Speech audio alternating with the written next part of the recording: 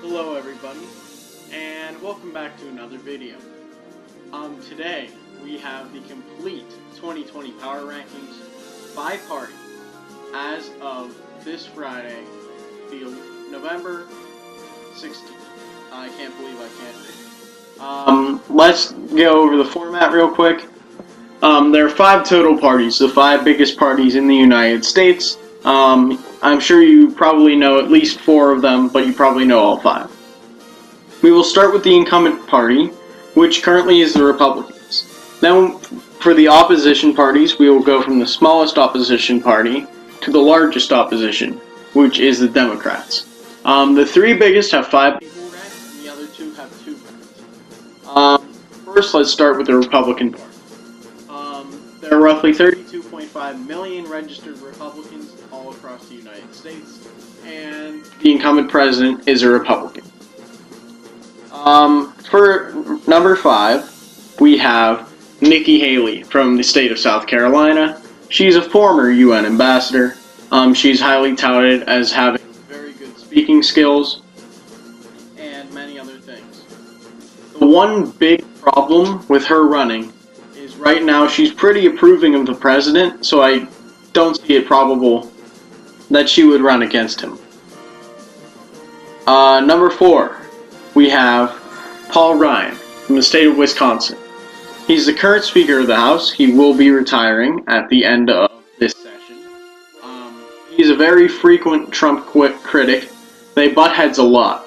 So I could potentially see him running against Trump as potentially maybe his only opposition. I don't know how good his chances would be. However, I do think that Paul Ryan could very well run. Number 3, we have Jeff Flake. He is a former Arizona senator. He is well known for what he did during the Kavanaugh situation. He is always willing to break party lines for what he thinks is right, which could be a good message. Bipartisanship is a good message. Him and number 2 both have that bipartisan message. I don't know how good his chances would be, but Arizona is a key swing state, and if he could help keep Arizona red, that could potentially help his chances. Number 2, John Kasich from the state of Ohio. He was the former governor of Ohio. He just got turned. Technically, in the 2016 Republican primary, he came in second if you count dropout dates. If you count by the delegates, I believe he came in 4th. He has openly talked about a run in 2020. Since basically the end of 2016, he's mulling it over. He'll see his options, and we'll see what he does. And number 1, we have obviously Donald Trump from the state of New York. He's the incumbent president of the United States. Whenever Obama was going for re-election, there was a Democratic primary, and Obama got around 91% of all Democratic votes. I'm thinking Trump will maybe not do that good. My estimate's around 85%, but he should do pretty well. Now let's move on to the first opposition, the Constitution Party.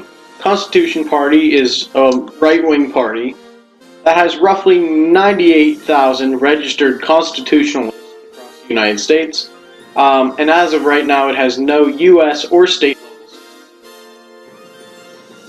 Straight in number 2, we have Don Blankenship from the state of West Virginia. He ran against Joe Manchin in the state of West Virginia. He got a decent bit of support in the West Virginia Senate race. The reason why he's number 2 and not number 1 is he was investigated, him and his company was investigated by the FBI. That could potentially make people a little uneasy to back him after seeing how much FBI investigations truly play into it. And number 1 for the Constitution Party, we have Darrell Castle from the state of Tennessee. Darrell Castle, if you did not know, was the Constitution Party's 2016 nominee. Darrell Castle, the Constitution Party, along with most third parties, it seems like, have their people run for a couple rounds. Gary Johnson got 2 goes at it. Jill Stein might have actually gotten 3. So I think, as of right now, Darrell Castle is my pick for the Constitution Party's nomination. Now let's move on to the next party, the Green Party. It has almost 250,000 registered Greenies across the United States. They currently have 2 state house seats, which is better than any other minority party.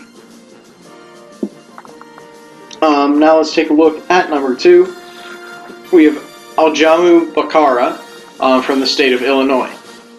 If he is familiar to you, he was Jill Stein's vice presidential nominee in 2016. He is a well-known equal rights activist. He is Green Socialism, which is what the Green Party stands for, so he fits well. He could potentially be a strong candidate for the Green Party. And number 1, we have Angela Green from Arizona. If her name sounds familiar, but that's because it probably is. The Arizona Senate race was called for cinema a little bit, not too long ago, but people thought that Angela Green could be a potential spoiler until cinema started pulling away. That name recognition from getting like national coverage could potentially help her secure the Green Party's bid. Now let's move on to the Libertarian Party. There are over 500,000 registered Libertarians in the U.S. However, despite this big number, there are no U.S. or state incumbents. Number 5, we have Austin Peterson. Austin Peterson finished second in the Libertarian presidential nomination. He would be a strong candidate, however, one thing that's not as good about him is he continuously flips between the Republican and Libertarian parties. In 2018, he finished second in the Republican Senate primary in Missouri to Josh Hawley, who beat Claire McCaskill. Number 4, we have Bill Weld from the state of Massachusetts. Bill Weld is a former governor of the state of Massachusetts, and he was Gary Johnson's VP nominee in 2016. Bill Weld is not the most popular guy in the Libertarian Party. However, he is a strong candidate, name recognition. He could pull a good bit of the vote in the state of Massachusetts. Number 3, we have Justin Amash from the state of Michigan. Justin Amash is the current representative for Michigan's 3rd district, and he has been since the 2010 Red Wave. He's the only person on this list who is not currently a member of their listed party. He's currently a Republican, but if you would switch to Libertarian, which he is a very Libertarian values, he could potentially be a very strong candidate. Number 2, we have Adam Kotesh from the state of Indiana. Adam Kotesh is an anti-war activist calling for, quote, the peaceful dissolution of the U.S. government. He announced his campaign for 2020 in 2013, and he could definitely appeal well to the ANCAP faction of the Libertarian Party, anarcho-capitalist if you didn't know. And number 1, we have Larry Sharp from the state of New York. Larry Sharp is the founder of NeoSage Incorporated, which helps train entrepreneurs. He came in 4th in the 2018 New York governor's election, and he came in 2nd in the 2016 VP nomination to previously mentioned Bill Weld. Larry Sharp, I believe, would do very well with minarchist and moderate factions of the Libertarian Party. Now let's move on to the main opposition, which is the Democratic Party. There are roughly 44.5 million registered Democrats as of 2017.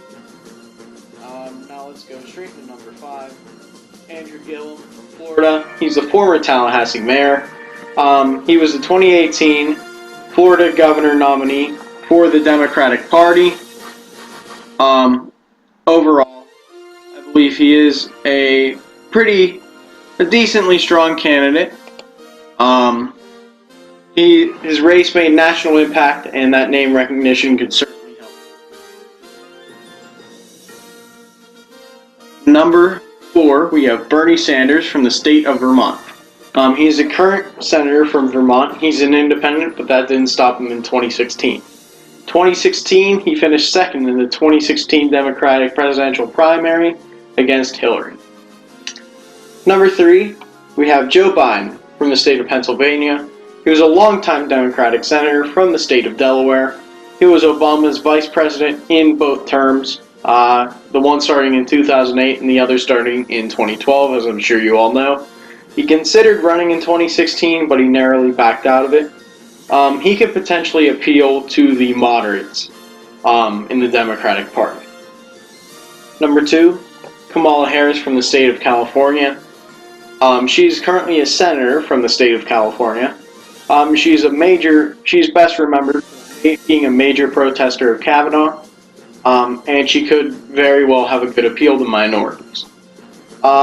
Before we get to number 1, let's look at some honorable mentions.